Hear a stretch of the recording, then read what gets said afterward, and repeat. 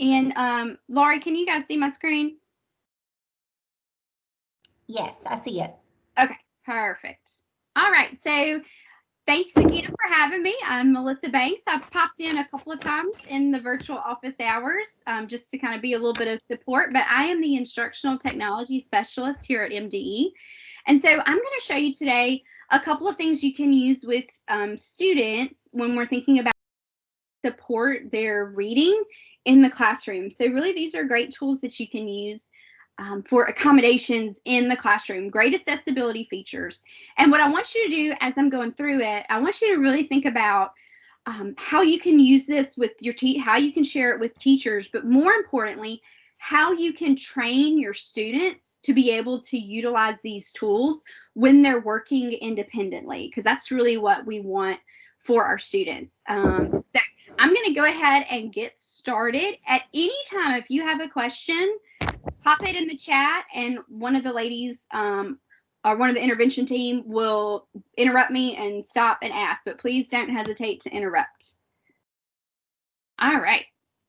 So our vision and mission, this is what you guys know this, we've seen it every day. Real quick, I do want to share a quick little disclaimer. Anytime you're talking about technology, before you utilize something within your district, within your classrooms, please make sure you clear it with your administration, with your district technology staff. And it's always a really great idea that parents know exactly what tools, what technology tools they're utilizing in the classroom. So just kind of keep that in mind as we keep going. All right. So we are going to talk about a reading support today called the Immersive Reader. And this is a platform that is available in Microsoft Office 365. Now, unfortunately, I got to take just a minute and talk about a little bit of a confusing thing with Microsoft. So bear with me. So I know some of you guys are Google districts. I know some of you are Microsoft districts. I know some of you are Apple districts. I know some of you use all three of them within the same district. But let me tell you a little bit about Office 365. So Office 365, we are all very familiar with Microsoft Word, with PowerPoint, with Excel, with Outlook. These are desktop applications that have been around for forever. Well, recently, Microsoft has essentially come out with their answer to the Google products, and they call it Office 365. So it's all of our favorite Microsoft tools that are available in a web platform. So they're completely cloud-based, and they're going to function a lot like what we expect from our Google products. So I can open up a Microsoft Word 365 document, and Laurie and I can be in the same document collaborating in real time. I can share it, like all of those things we're used to with Google. You can do that in Office 365. Now, what you may be saying right now is that's great, but we don't have Office 365 in our district, and that's okay. The wonderful thing about Microsoft is that they have opened up their online 365 platform to all students and teachers for free. So you can sign up for a free Microsoft 365 education account. All you have to do is sign up with your school email address. So whether students are doing it or whether your teachers are doing it or your district staff, you just have to sign in with your school email. And there's a link right here, and we'll post that in the chat in just a minute, but it's going to take you directly to that Microsoft education page where you can sign up for that free account. Okay, so everything I'm going to be showing you today is available in the free Microsoft Office 365 that you access through the internet. Do not go to your Microsoft Word that's downloaded to your computer. I know it's really, really confusing, but don't go to that. We want to go to the free online 365 Office, okay? Again, there's desktop applications. We're not talking about those today. We're going to talk about our online options. So, Immersive Reader, what is it? Essentially, it's like text-to-speech on steroids. So it does so many really great things for our students. And it is available in Microsoft Word, Microsoft Outlook, Microsoft OneNote online. So all of those online applications, that's where you can get Immersive Reader. Now, I do want to say a quick little side note to really confuse you. You can access Immersive Reader in the desktop applications, but it's actually not near as powerful in the desktop application, so don't even open it in there. We want to go directly to the web and use it in Microsoft Online. All right, so now that everyone's thoroughly confused, let me actually show you what it can do. So I'm going to click over here. This is my Microsoft Word 365 online account, okay? Free account that you can get as an educator or as a student. So I'm going to go ahead and open up a new blank document, and I've done that here. And I have some text here in my document. So again, we want to see what Immersive Reader can do. So I'm going to go to the View tab right here in my online Microsoft Word. And then I'm going to click the Immersive Reader tab. And I want you to see what happens. So everything changed. The whole screen changed. Notice all of my Microsoft Word, like tools and functions, they're gone. All I have left is the text. All right, so I'm going to scroll up here to the top. So this is the beginning of my text here. And then up here in the top right corner, these three little icons, this is my toolbar. This is where all the power lies. So I'm going to click on these first ones. These are my text preferences, the two little A's. I'm going to click on there and think of these as just like your accessibility toolbox, okay? So if I have students who need larger text, okay, I can increase the size of the text or I can take it down smaller, okay? If I need students, so this is the normal view. If I need students though, if my students need increased spacing, I simply click that button and notice the lines spread out and there's increased spacing between the letters of the words, which can be really, really helpful for our students who just need, they don't do well with the words so close to the letters, excuse me, so close to one another. I can also change the font. So if there's a font that is easier for my students to read, I've got 3 options there. And then last but not least, I can change the color contrast. So if that is a accessibility feature that your students need, maybe some of your visually impaired students, they need that different contrast in colors, it's built right in there for you. And notice I've got a ton of colors that I can choose. Okay, so that, I'm gonna take it back to normal there. That is my text preferences. Now this next one, these are my grammar options. And notice I love it. It's got a little magic wand in the corner. So I'm gonna make some magic happen with my grammar here. So I'm gonna click on the grammar options. There's several things I can do. So I can turn syllables on and off. So when I turn them on, notice it puts that little dot, that little separation between the syllables of my words, which we know can be really, really helpful for our students who are learning to read or who are struggling readers. I can also choose to turn on different parts of speech. So maybe we're working on, identifying nouns or really learning what nouns are in our text. So I can turn those on. I can even choose to show labels. And so it will actually put a little noun on a little N on top of there.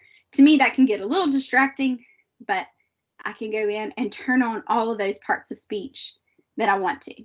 Okay, so pretty cool. But here's where the really, really cool stuff begins. And that's over here in my reading preferences. So if I click on that little book, click on the book, there we go.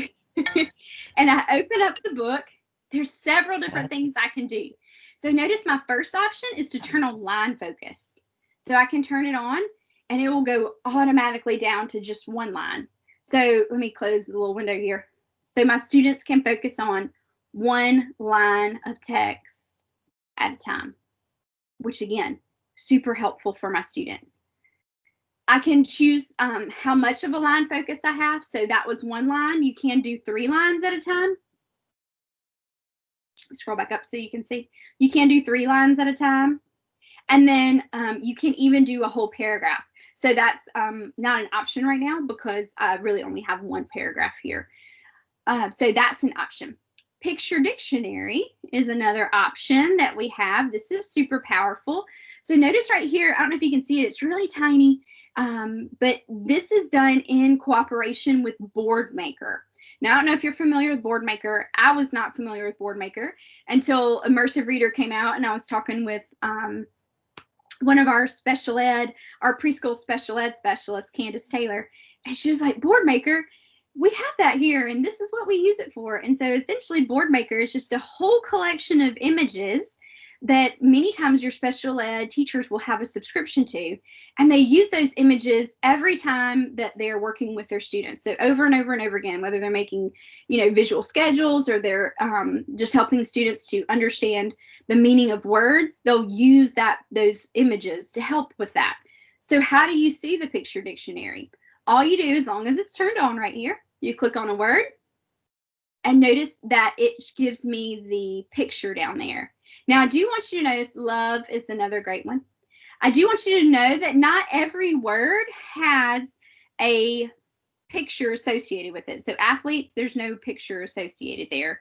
But many of them do have pictures. So again, just a great way to reinforce the meaning of that particular word. And then translate is actually already on because I was using that earlier this morning. But you can choose to turn on and off the translate feature, which is really, really neat. So I can choose the language that I want the translation to. And what I think is a great option is to simply translate by word, because again, we want our English learner students to really be immersed in the English language. But if they're really struggling with some words and we want them to be able to just translate particular words, I'm going to turn on by word. So if I look at love again, notice that I have love in English, and there's a little audio button there, so it will say it for me. Love. And then here's the word in Spanish. It will also speak it for me. Encanta. And then I've got the picture dictionary there to also support the meaning of that word. And I can choose to translate the whole document if I want to. Okay, so that is an option there. And then last but not least, notice down here at the bottom, I do have this little play button. So it will read this text to me. Hills. Street luge riders race downhill on wheeled sleds at speeds of more than 80 miles per hour. I love how it highlights the word that it's currently reading so that you make sure that the students understand exactly what's being spoken while it's reading it aloud. And then there's the little microphone right here with the little gear. There are different settings you can choose. So you can choose, you can change the speed of the voice, and you can also change whether it's male or female. So lots of really great options that are available to you in the Immersive Reader function online Microsoft Word. So do I have any questions at this point before I move forward?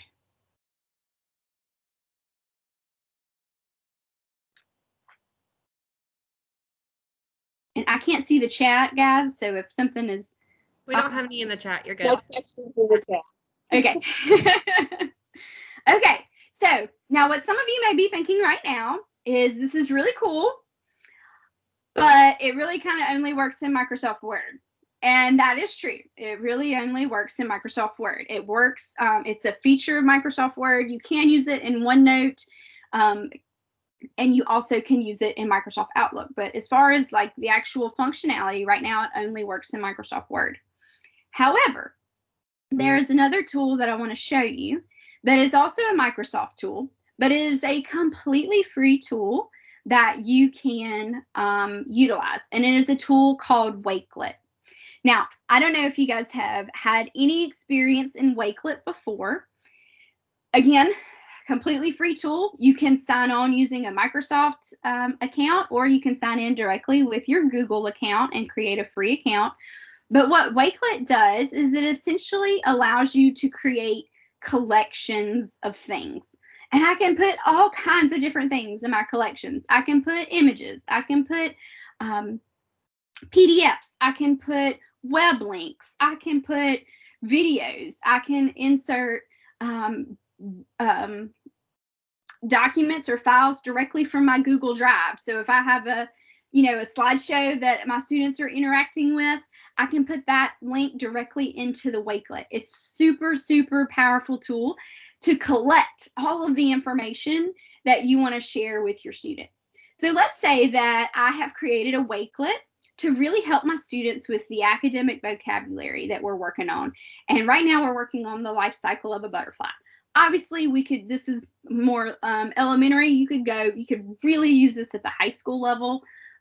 When you're working, you can create a collection of characters in your story. You can create a collection of a timeline of events that's happening in English. I mean, the possibilities are endless, but let's just use this example. So I share this with my students.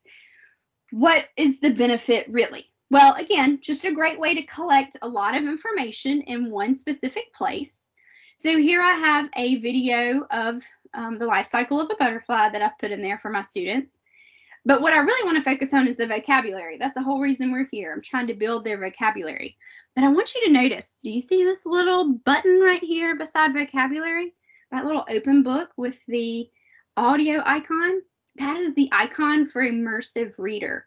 So I am able to use Immersive Reader within my Wakelet collection. So let's see what that really looks like. So here we go. I have an image of the egg, and then I have the word and the definition. But remember, I'm kind of thinking about this through the lens of how can I help my students who are struggling readers? Well, I've got this image here, this visual image, which is really great, but maybe they need some assistance with the word and the definition right here. So they can click Immersive Reader, opens it up. Again, we see that very familiar Immersive Reader that we're used to seeing. We're just not in Microsoft Word anymore. And I can turn on these reading supports that may help me as I'm working through this particular assignment. So again, I've got the option for the picture dictionary. Butterfly. I've got the option for translation if I need that. And I have these languages right here.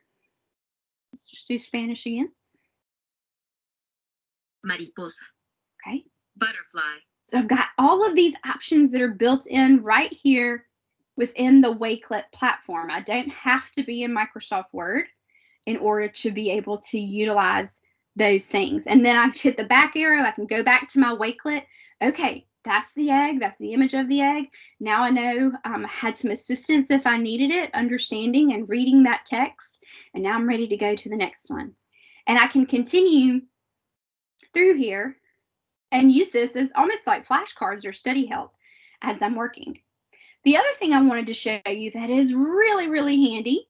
So again, in Wakelet, I can add all types of things to my collection. And one of the things I can add are links to web pages. So this is a link to a National Geographic Kids page that is all about the monarch butterfly. And I could click on that and I could go and look at it if I was a student. But what I want you to see right here, when I hover over the link, there's this little page icon and it pops up read mode. And that's what I want to choose. So I'm going to choose read mode. Notice it pops up in my screen. Now, this does not look like a traditional website, right? What's missing? All of the junk is missing. All of that stuff that's distracting me. The pictures are gone. The videos are gone. The ads are gone. All that's left is the text. And we know that this can be really, really, really beneficial for our students, for all our struggling readers. If we remove all those distractions and just allow them to focus on the text, it can be really, really powerful for our students. So this is really handy. However, the really cool part, I don't know if you noticed, up here at the top, I have the option for Immersive Reader. So I'm going to click Immersive Reader. And now this web page that exists somewhere out on the web has now been pulled in to the Immersive Reader platform, and it can help me as I'm reading through this material. So however I want to use these tools, all of them are still there and available for me. Grammar, the text, the translation, the picture dictionary, the line focus, the reading aloud, it's all still there for me. And so my students can utilize that as they are reading through that information. And then if they want to, there is the option to visit the original web page. Sometimes we do want them to visit the original web page. In this case, this is the National Geographic Kids, so there really aren't any ads on here. There's that one small ad, but there are some very beneficial pictures that could help them as they're working through the information. And notice all of this stuff was removed. So they do have the option to, once they kind of get that support, they can then go and view the full web page. All right.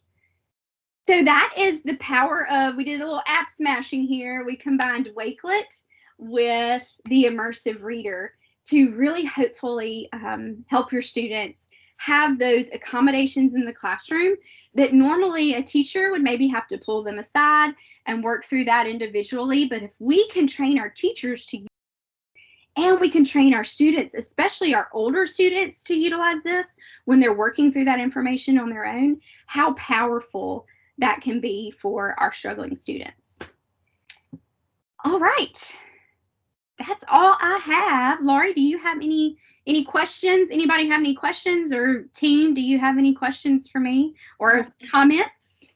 Yes, so Rosamond said that it's great to not have those distractions. Yes. And we know, because, you know, those things pop up and it's very distracting. I was just looking on here and I was looking at some of the information that we put, but I don't know if you've noticed this, Melissa, but if you click or if you hover over a comment, like in the chat, and then like the thumbprint pops up, the heart, whatever, and then you've got the 3 dots at the end for more actions, Immersive Reader is an option. Yes. So and yeah, they are slowly adding it to so many of the Microsoft tools. So yeah, if you're utilizing Teams as your LMS or as your conference platform with your students, yes, they have that option there for the chat. It's really, really handy, really cool. Yeah, I thought that was really cool. And then I was just making some notes while you were talking, but I think this is good because you share that about EL. So, you know, y'all will all get this recording later. So send it to any of your EL teachers so they can use it as well and just be aware of it. And then, oh, also, even just for yourself, because like she shared so much, like I know a lot of times whenever I'm hearing technology things, I have to go back and rewatch it or listen again because there are so many strategies that you might miss some. So you might want to go back and rewatch some of that because that's all great information. And I have like I think it's like a 10-minute video on Immersive Reader that I can share in the chat. So it'll be separate from this. So if you just want to go back and just hear the spiel about Immersive Reader, you can do that at your convenience. Perfect. Thank you, Melissa. This is great. And I know like Jada shared, you know, this is great for your dyslexic students, any of your students who are struggling with reading, like she said specifically about the syllables, you know, being able to divide those words so quickly. There's so much that you can use it with. And I think, you know, having your teachers trained on it, you know, so maybe if you're the interventionist in your building, you know, having them share this with, or have you share this with your teachers so they can use it in their classrooms as well, and not just for intervention time. Okay, we just had a question. Let me get back to it. Do y'all think this would be good to use for EL kids? Absolutely, definitely. This is just another great resource and a great tool that your EL teachers can use, your classroom teachers can use, and then I think the most benefit is going to be, you know, if you get your teachers comfortable with it and then they get their students comfortable with it, because ultimately it's going to be a tool that your students are using, and it's just going to help them be successful. So definitely it's just another added tool resource that they can have. Sandy, did you have anything you would want to add to that, or Melissa, anything maybe I missed? I would just add that, yeah, it's a great tool for use with English learners on a lot of levels, newcomers all the way up to students who are already advanced, in the advanced stage. Melissa shared this Immersive Reader with middle and secondary training that we did last year, and it was a game changer for many of them because it was a multiple day training, and they came back like a month later, and I know several of them had said their entire school was using it now, and it really was a game changer for them. with their English learners, but really for all their students to really make reading comprehensible for them when they're struggling. Hey, Melissa, I have a question. So when running an intervention group, sometimes we might have this on the smartboard, for example. So is it, and this is kind of a silly technology question, you know how I am. It's easily printable too. So if I have one student in particular, you know, like when you divided the words into syllables, when you chose that option as that tool, could I easily print maybe a copy or two if I had a couple of students who needed to work through it independently or a little further, or, you know, where we needed to work on paper copy in addition to having it up on my board? You know what? That's a really great question. Let me see what happens when I hit print. So let me share real quick. And I ask because, like, with my students, my dyslexic students, you know, we learn to code and we learn, you know, the rules of syllabication. And so a lot of times we use different marks or highlights and colors, you know, to identify. Absolutely. So notice that there's actually no print feature. Like, there's not a tool that allows me to print. If I hit, you know, I don't even know this is gonna let me do it now since I'm sharing my screen. If I hit print, there we go. If I just hit like Control P to like print from my printer, it's gonna be a little wonky. But I think that you could, you know, scroll and get the part you needed. The other thing you could potentially do is take a screenshot of your screen and then print that. But yeah, unfortunately, there's not right now anyway an easy way to just like print it off as is. That's a really great point. I've never had anybody ask that. So looks like right now the best thing to do would maybe be to take a screenshot and then print that screenshot, unfortunately. Okay. Great question though. All right, I'm going to put in the chat a couple of different things. I'm going to put a link to getting that free Microsoft 365 account if your school is not already a Microsoft school.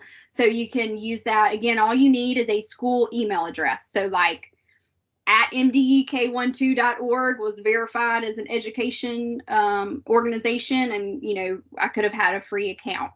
And then I'm also going to put a link to just a video where you can watch me do all of that again. So that could be helpful. Perfect. All right. Thanks, y'all. Okay, let's see what I did there. Okay. All right. So I want to go back and answer your question that you had from the beginning. Okay. So you're transitioning to handle TST. Why are SPED students going to Tier 3 for reading? And so this is, you know, we have to look at the supports that our students are needing. And so they may be a SPED student and they need to continue reading interventions. They may be a SPED student that has an IEP maybe for math, and so they're needing Tier 3 reading. In some cases, you may have a SPED student that's receiving dyslexia therapy. Well, that's considered a Tier 3 intervention, and so we wouldn't stop that. So they have their IEP, yes, but they're still receiving that Tier 3 reading intervention. Ginger, I'm going to let you add to that.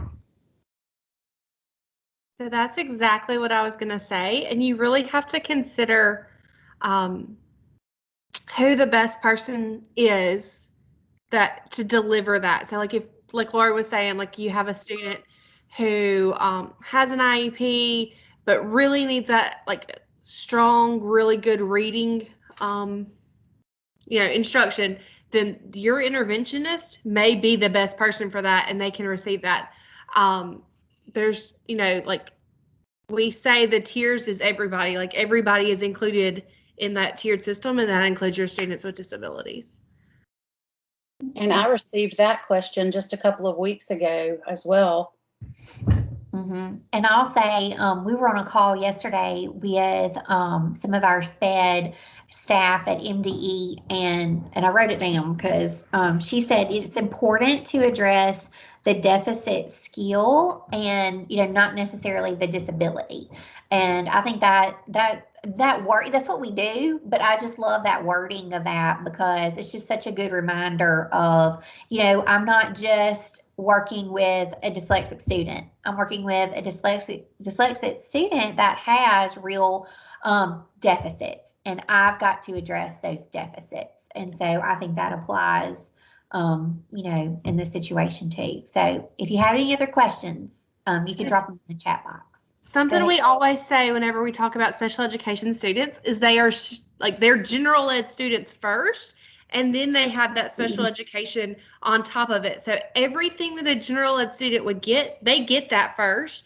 And then that special education eligibility, IEP, those services are in addition to everything that we would do for anybody else. So think about them as that general ed student first, and then provide additional things on top of that their IEP would address their more deficit areas.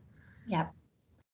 Yeah. So Laurie, I had a question this week that I actually said, let me take it to our virtual office hours and see what everybody else was using, because I didn't have anything for the individual. So it was a secondary school, y'all. They were looking for something. They had tried Class Dojo, and the teachers had responded that it didn't really work for them. They're looking for something to do like a PBIS system or like an incentive system at their secondary schools, but they don't want to do traditional paper bucks or however, you know what I mean, like traditional tangible things, because they have a lot of students who are virtual, and they want to make sure that those students are included. And you can't hand them a ticket for doing what they're supposed to. So I was like, well, let me ask on virtual office hours, does anybody have something that y'all are using? Y'all can share on here, or if you want to email me, we'd like to hear it so that I can share with a fellow district who's looking for something. Yeah. That's great, Ginger. We know y'all are in the field, and so y'all have the expertise in a lot of areas. So yes, if you have anything that you would like to share, you can drop it in the chat box, or you can unmute yourself. And then you can also email Ginger. So that's great. I had a couple of questions from this week that I wanted to go through because I thought they were just some good reminders.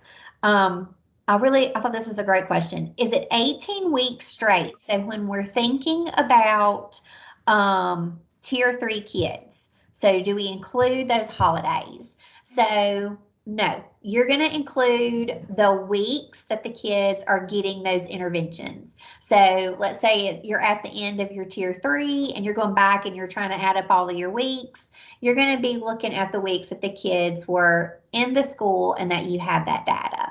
So, and it's just like when you think about the summertime, okay? You end in May, and then you pick back up in August. So you can keep counting those weeks. So let's say they were you put them in Tier 3 in April. Well, you can use your weeks from April and May and then pick back up your weeks in August, okay? So you would not count the times that you're not in school. So I thought that was a great question. So if anybody has any clarifying questions to go with that, y'all feel free to ask.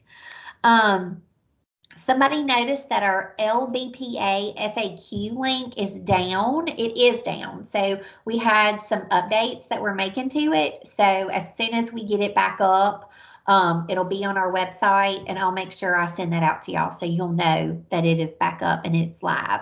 So if you have any specific LBPA or IRP questions, you can always ask us, and we'll be happy to share those answers with you. Okay, so I had a question, I want to say yesterday, about the blue, sorry, I put those together, the blue and red intervention books. And so I found those. The blue one is the red one is the pre-referral intervention manual by Stephen McCarney. And y'all know it's that big, thick intervention manual by Hawthorne. And I looked it up, and right now you can go to AmericanBookWarehouse.com if you're interested, and it's on sale Typically it's like $140, and right now it's $49.95. So if your school or your district is interested in purchasing those, I mean, I've never seen them at that price. So that may be something that you want to share. And I'll put the link to the website in the chat box. And then the other one, hold on, let me get back to it. I had it right here, ready to go. The cheapest I found was on Amazon, and it's the Behavior Intervention Manual, and it's the blue and yellow book. It's also by Hawthorne. I found it on Amazon, and it is $105. And that's the cheapest I found. Yes, I'll list the title, author, and I will put the links in there for y'all. But I thought those were good. I was glad I got that question when I got it, because I was like, oh, that's good. I can share that with the team. Let's see. Okay, I was thinking about y'all for December. I know December is kind of crazy. You're going to have a lot of kids who may be out, and as you're trying to plan your intervention time, this may be a good time as you're doing. I know y'all are probably gearing up for your winter universal screeners or your benchmarks. This may be a good time for y'all to be looking at your data and making a plan for January. If y'all aren't getting your data back until January, then of course you can wait till January. But I was just thinking this may be a good time to take the next couple of weeks. Look at your data, look at your growth, because now you've had pretty much a full semester with the kids, whether virtually or, on campus, and look at their growth, and maybe it may be time to adjust some of your instruction that you're providing them. So I thought, when I thought of it, I was like, oh, I need to share that. And then for January, on our January call, we are going to be focusing, looking at data. So if you want to, you can send us some scenarios. So, you don't have to include any student names, but you can give us a scenario of some kids. I've got this kid that, he's in 3rd grade, he's still not reading on grade level. Or, I've got a 2nd grader and he's been in and out of tier 3, but we're worried, are we providing everything that we need? So y'all can definitely type those up and send them to us, and we can address those on our January call. All right, let's see. I think I had a good cause exemption question, but I may have to go back in my email and find it. Let me look real quick. That was a really good question about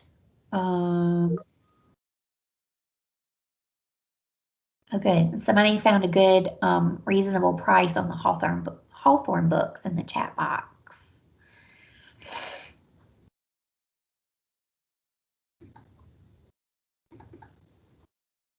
Okay, here we go. Y'all know we've got that waiver for the good cause exemption. So if you have a student that has their IEP or 504, and they have 1 year of documented interventions. In the past it's been 2 years, but with the waiver it's 1 year. They qualify for good cause exemption. I know it's time, y'all are probably starting to think about that paperwork too. So if y'all have any questions about good cause exemption, like this lady, she just wasn't quite sure and she just wanted to run it by me and just make sure. Y'all can always do that. I'm happy to look at any scenario or any question. And sometimes I might call Jada or Ginger and be like, what do y'all think about this? So we really do try to give you, definitely the most accurate answer, so you're making the right decisions in your districts. Okay, let's see.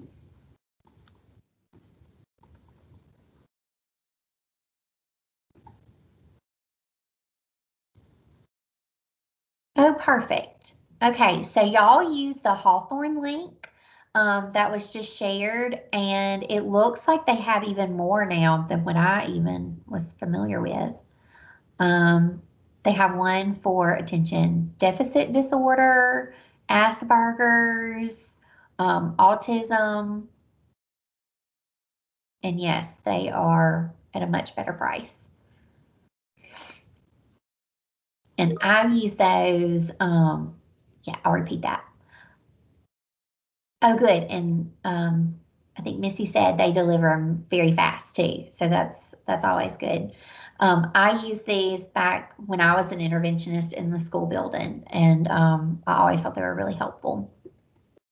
Okay, so okay, so what I was saying about the good cause exemption, you know, we have the waiver this year. So where it said in the past that you had to have 2 years of documented intensive intervention, now it's just 1 year of that intervention time. So keep that in mind, you know, as you're going back and you're filling out, or you're starting to think about your good cause exemption kids, that y'all have that waiver for now. It's just 1 year. And also, Ms. Jameson, if you have any specific questions, you can email us, and we're always happy to look at your scenarios. Okay, does anybody else have any questions? Oh, I had another one about the PSATs. So if you are high school and you're starting to think about where you can go for some maybe practice test before your students take the ACT, I looked this up this morning. There are some websites that offer free, and these are PSATs, so I'm sure they have them for other things too. And I'll drop those in the box real quick. Let me pull that up real quick, y'all. It's been a busy morning. Okay, and these are free. Copy.